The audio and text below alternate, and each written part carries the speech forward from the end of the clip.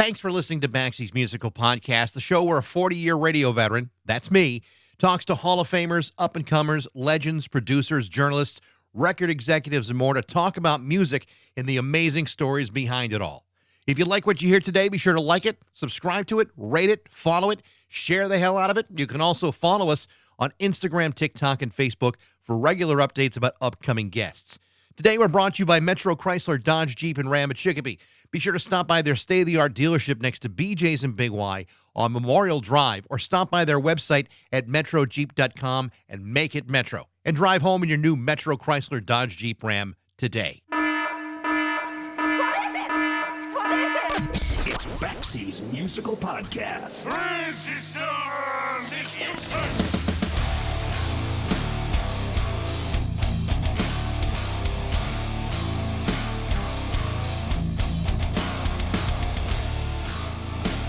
As you know, people like having stuff neatly shoved into categories. For some, it helps us to define the things that we're interested in. That way, we can describe to people what those things might be. The problem with that is that not everything fits into just one category, and the things that do can occasionally expand the limits of that category, oftentimes creating a new category, which is almost always subjective and prone to starting arguments. The same thing goes for music, especially if you're a fan of metal. Now, you can make a pretty good case that no genre of music has been picked apart and reclassified into definable subgenres more than metal. You've got metal, heavy metal, speed metal, thrash metal, black metal, unblack metal, power metal, alternative metal, death metal, doom metal, Christian metal, folk metal, Viking metal, hair metal, sludge metal, neoclassical metal, and about 500 other kinds of metal categories that are out there floating around in the universe. And I didn't even get into the deeper subsets of hardcore, such as post-hardcore, grindcore, mathcore, deathcore, or metalcore, because otherwise we'd be here all damn day. So let me isolate just one of them for you, because today we're going to talk about the band Leafblower. This is a band out of Omaha, Nebraska, which have had a handful of releases come out over the last several years. The first of which came out in 2017, which was a set of demos. The second one was a live set recorded in 2016 called Live at Leavers. In 2023, they released their self-titled 4-song EP, which is available on Bandcamp. That EP showed a huge progression forward, and then last June, they released their latest effort, their official full-length debut album, Burn Cruise, which is even better. Now, initially, Leafblower had been categorized as sludge-based, doom-adjacent Midwestern yardcore, which I've also seen described as craft work with landscaping equipment. Again, these things are subjective and open to interpretation, since by that description, you might think you'd have nothing to compare it to. But the reality is, Leafblower is a band that has developed its sound dramatically over the last 8 years, and the new album, Burn Cruise, reflects that. Is it still a sludge-based, doom-adjacent example of Midwestern yardcore? That's hard to say, but I do think that Leafblower is a whole lot better than that description would have you believe, and the result of which has produced a damn good record. To talk about it is my guest today, bass player Craig Fort from Leafblower on Baxie's Musical Podcast.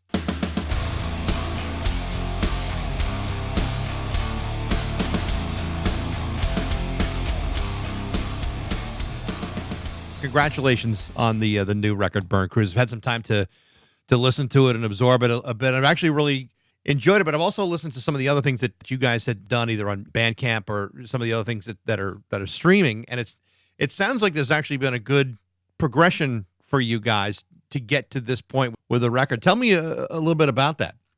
A lot of those old demos and live recordings, like I like the live ones better than the demos. But that was when we first started, and we were just antsy to get, something to put out. And so we put tapes out, and then we ended up selling out of them. So we did another run of them for both of those releases. But we don't play, I don't think, any of those songs anymore.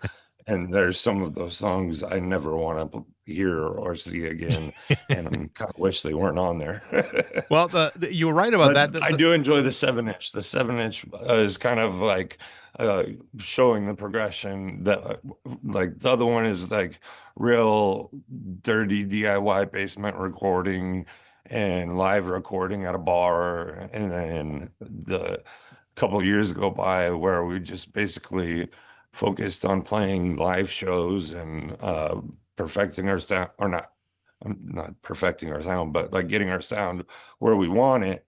And playing that live and playing with a lot of friends and playing with cool touring bands that had come through and make new friends with them. And we finally just got to the point where we're like, all right, you know what? I think we're ready to put out put out a decent album, like a proper release.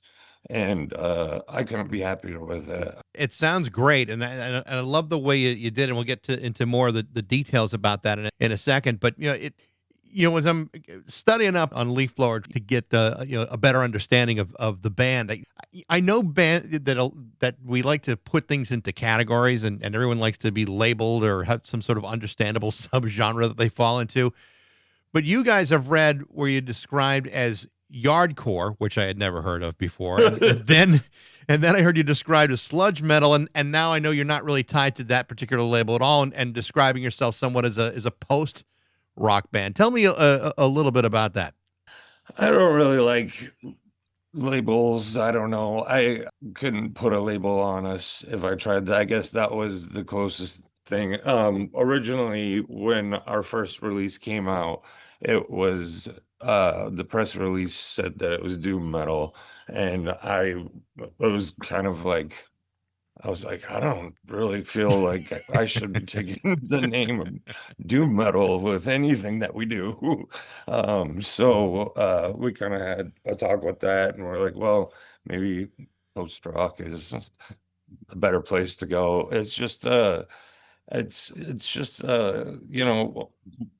culmination of what we've come up with over the years and our wild ideas and taking things, wanting to incorporate stage theatrics with our songs. And that's why we have a couple instrumentals, like we'll come out on stage wearing the Tim masks is Yeah. what they're called. I do like the sound of yardcore, though. I think that's actually a pretty a I pretty think great. I that's think it's a great idea, a great label. Imagine like a band called like Power Washer or String Trimmer or something like that. right. That'd be pruning shears. How badass would that sound?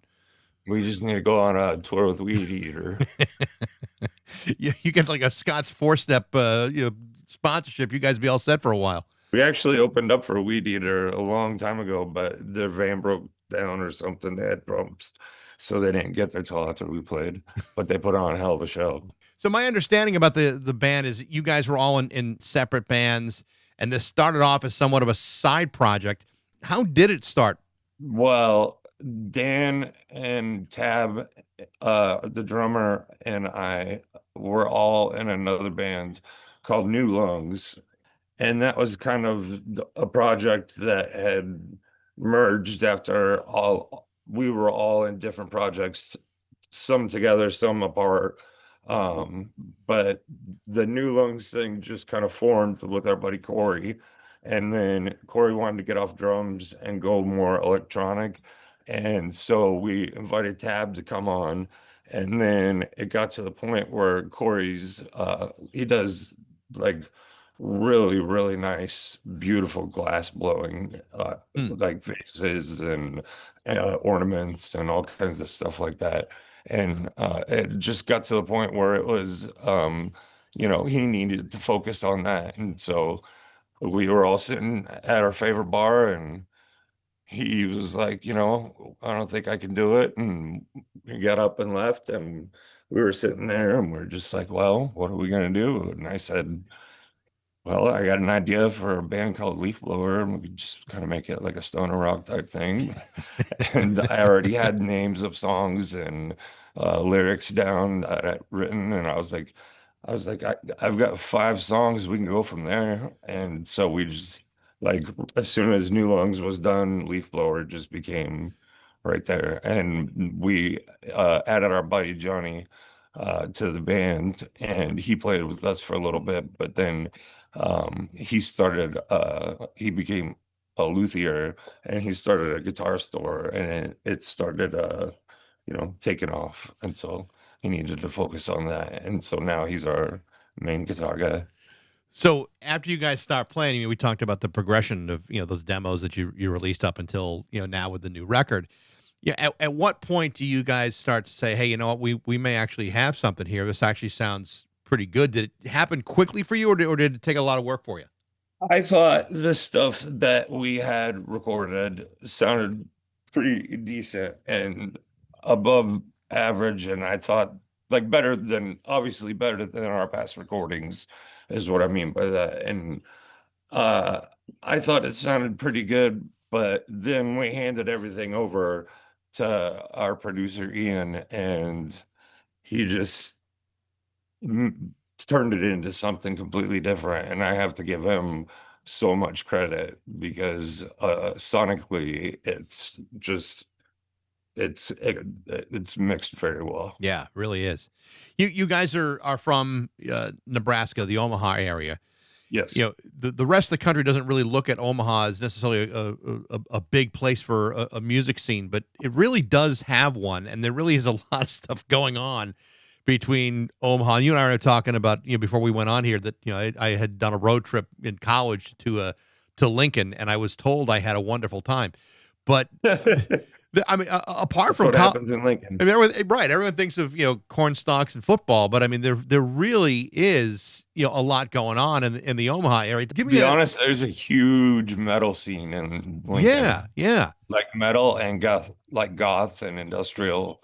Like that's really big. There's a lot of cool stuff going on right there right now. So the new record is as I'm listening to it and listening to the lyrics, you guys are dealing with some pretty self-reflective and kind of vulnerable themes in a lot of ways, especially in regards to like mental health. I mean, the title track, for example, Burn Cruise, where you're kind of talking about confronting anxiety. Tell me a little bit about that song and about what's behind it. Oh, well, Burn Cruise was just a thing that a buddy of mine that passed away, him and I used to say it all the time. We're like, we're gonna go take a burn cruise when we needed to kind of get away and go relax for a little bit. And I think that with this band, especially over the last 9 years, we just become brothers, and it's just it's become a therapy for us. Like any time we're struggling with problems at work or at home or anything like that, we come to practice and we're miserable going in, but then we start jamming, and I just start hitting those bass strings really hard, and the other guys are just going off on guitar, and it's therapy for us. It's like a way of blowing off like some aggression or whatever you're feeling. Definitely a way of blowing some steam. Yeah, that's the kind of music that definitely blows off aggression and steam. That's for sure. Yeah. So it's all just kind of us figuring out ways to deal with what's in front of us, because you got to do it no matter what. Right. The song "Unsatisfied," which is another one of the singles off the record, it seems to talk about like breaking certain cycles of behavior. Is that a decent way of describing it?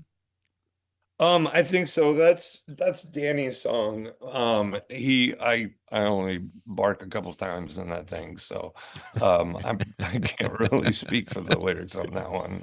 I apologize. No, it's okay. But when you're dealing with themes like that, pretty kind of heavy stuff, it's without violating any privacy issues here. I mean, it does sound like you're either dealing with these things internally, or you've all in your own way have done a deal of work on yourselves to get to this point. Is that on the mark or way off? We definitely, all four of us, have had our struggles in many unfortunate ways, and not saying we're worse off than anyone else, but we've definitely had some unusual circumstances and that have been unfortunate, and we're just getting through it. And like you said, you guys have become pretty close. The four of you. I gotta believe. I grew up with Ab, actually. Did you? So I mean, I have. Yeah, I've known him since sixth grade. So I have to believe that with that and with that history, to kind of go through tough times, it makes it easy for all of you. Even though bands are not typically known for being sensitive to each other all the time when Right. things are rough.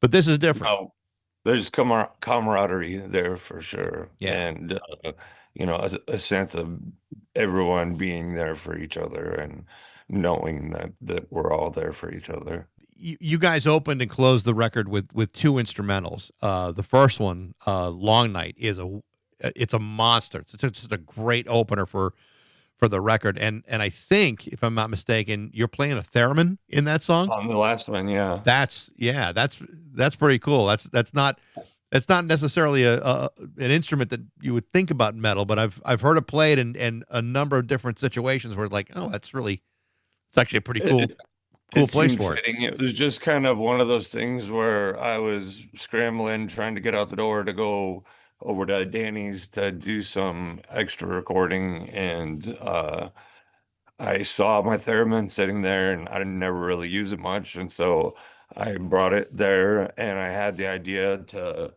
hook it up on a microphone stand, and then I put my bass on, and I used the headstock of my bass to wave back and forth to get the sound out of it. So that there's video of it on our Instagram, actually. There's of me like waving back and forth, making the whole theremin noise for that track. The theremin is an instrument that basically is affected by vibration. It could be a vibration from your hand, or it could be from anything. The Beach Boys used it. Fishbones used it. I mean, there's a lot of people who have used it in the past, and it's all when you hear it, just like it always sounds so strange, but it. But I sometimes wonder, like, as you're playing it, how do you even get the right notes, or is it really all kind of like feel like a You fret? just have to feel it, go with it, and feel it out, and see what comes. To me, it would be like picking up a fretless bass for the first time, trying to figure out where all these notes Yeah, are that'd be supposed to go. weird. Yeah, I mean, yeah, I don't consider myself an expert on the theremin by any means, but it's really fun, and we're trying to incorporate it into our live show where I will just go up in the middle of like heavy parts and start doing that, or in between songs, like start making noise with it. And because I have the way that I have it set up, I actually have a pedal board for the theremin and a pedal board for the lights that are connected to each other. And the theremin goes through a delay and a Waylon Jennings phaser, and a reverb tank. it And then I go and kick the tank every once in a while. it sounds awesome. The other instrumental closes the album, "Stupid," which is primarily piano and banjo. Again, not typical metal instruments, but they sound really really cool. Tell me about that song. That's just a song that we used to on the banjo part of it, we would open up, like there's one or two shows that we just had Tab come out and play the banjo part, and then we would all come out wearing our masks, and then we would go into the song, and then after the first song we'd take our masks off. But with that one, where we just decided to put the banjo part down, and then our guitar player Clark was like, "Hey, what's the chords for that?" And he sat down at the piano at Danny's basement and just knocked out that real quick. And then I was just like, "Oh, let's try the theremin." And so I put the theremin over it, and then we were listening to it, and I was like, "This just reminds me of front porch sitting." So that's why we called it "Stupid." You And it sounds like a little mosquito buzzing around. you mentioned a couple times about the masks, the Tim mascot. I mean, I suppose that's what you would call it. You don't see a lot of bands these days have a mascot. I mean, Iron Maiden used to have Eddie for years. Eddie. Right. It's a bunch of other bands that had him too. What? Tell me about the idea of using that and using those masks on stage. Tim has uh, been a part of our band for since we started.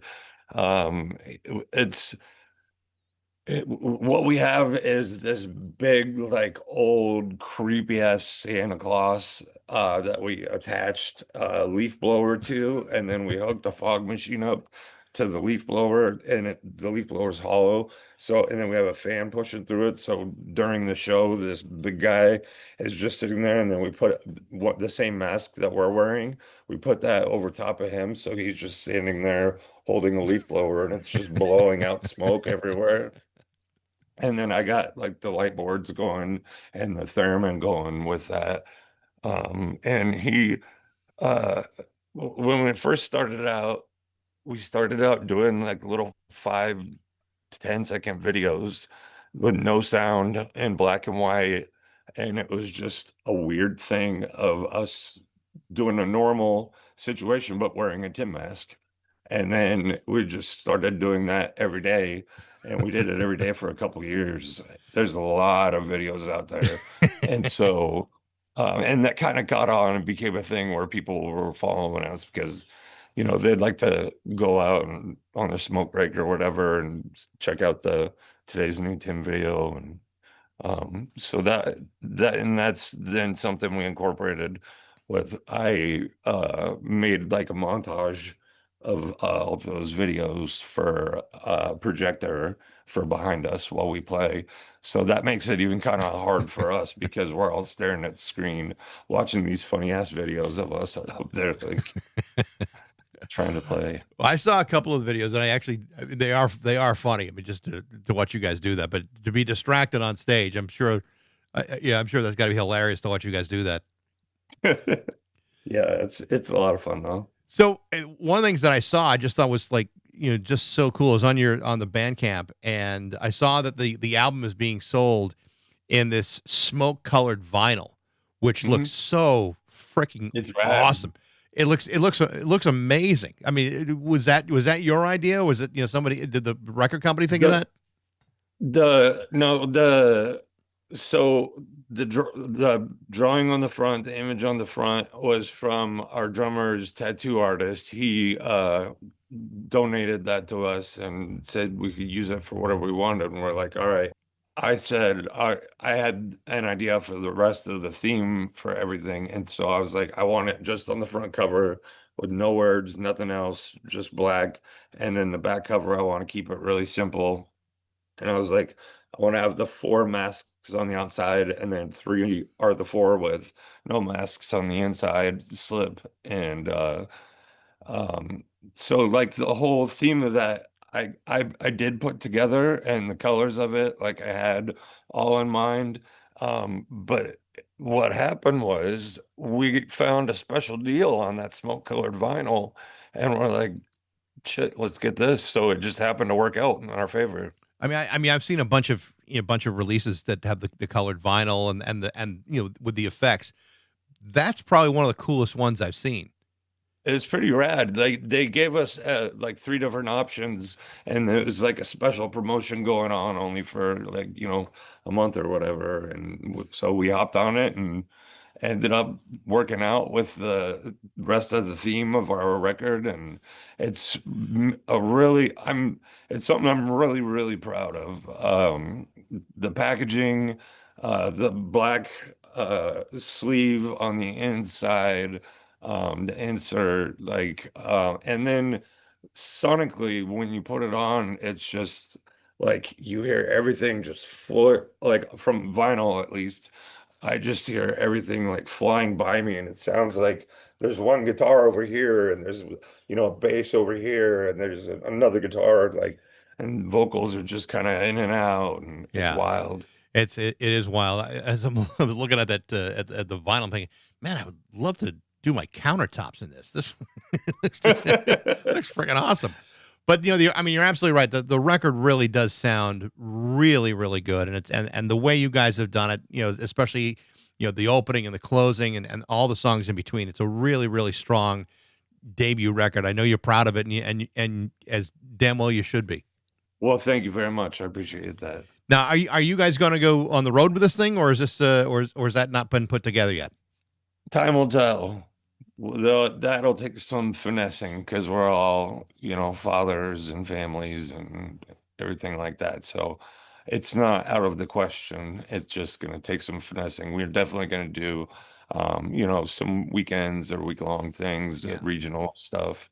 Well, Craig, I appreciate you taking the time today. Best of luck with the record. It's absolutely awesome. And like I said, you should be real proud of it. Thank you very much. Thank you. I really appreciate you having me on. This was fun. I appreciate it. Thank you. Have a great night, Craig. Take care now. You too. Bye. The name of the new Leafblower album is called Burn Cruise. Check out their special vinyl edition on Bandcamp. It is wicked cool. Thanks for listening. I hope you enjoyed it. If you did, you can email me at bax@rock102.com. I'd love to know what you think. Thanks to Metro Chrysler, Dodge, Jeep, and Ram at Chicopee for their support. But most of all, thanks to you for listening to Baxie's Musical Podcast.